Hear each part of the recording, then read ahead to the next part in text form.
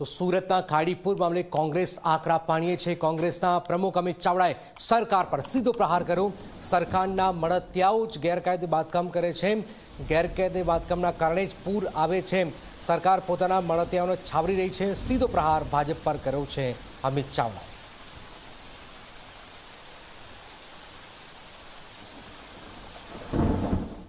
Triple engine सरकार होय, दर वर्षे करोड़ों रुपया खर्च करता होय, पण एमना મળતિયાઓ ગેરકાયદેસર બાંધકામ કરે।